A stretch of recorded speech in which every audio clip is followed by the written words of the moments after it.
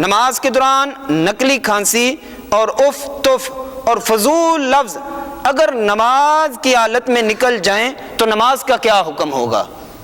ایک ہوتا ہے بندہ جان بوجھ کے ایسے کرنا بار بار، یہ قہقہے کے حکم میں چلا جاتا ہے، نماز بھی ٹوٹ جائے گی، جان بوجھ کے اگر کر رہا ہے نماز بھی ٹوٹ جائے گی اور ساتھ ساتھ وضو بھی ٹوٹ جائے گا۔ اس پر پہلے میں مسئلہ باقاعدہ طور پر ریکارڈنگ کروا چکا ہوں، قہقہے کا مسئلہ کیا ہے، نماز میں ہنسی آ جائے تو کیا مسئلہ ہے۔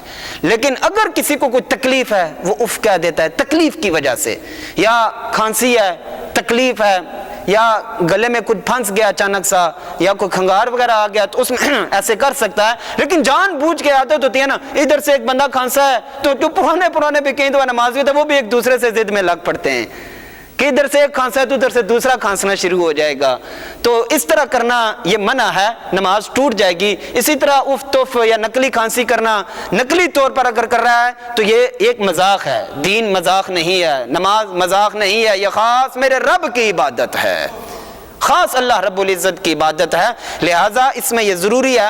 ویسے اگر مجبوری کی وجہ سے کوئی کھانسی وغیرہ آ جائے تو اس میں اجازت ہے، کھانس سکتے ہیں، اللہ معاف کرے۔ اگر کوئی اتنی تکلیف ہے، اف نکل گئی ہے تکلیف کی وجہ سے تو وہ بھی ٹھیک ہے، اس میں بھی گنجائش ہے، لیکن جان بوجھ کے کرے گا تو نماز ٹوٹ جائے گی، باقاعدہ طور پر نماز سے نکل جائے گا۔ اسی طرح ہی اگر کوئی باہر سے بندہ اس نے چھینک ماری، اس نے کہا الحمدللہ، نمازی نے عادت ہے کہنے کہ یرحمک اللہ، نمازی نے جو ہی یرحمک اللہ کہا نمازی کی نماز ٹوٹ جائے گی۔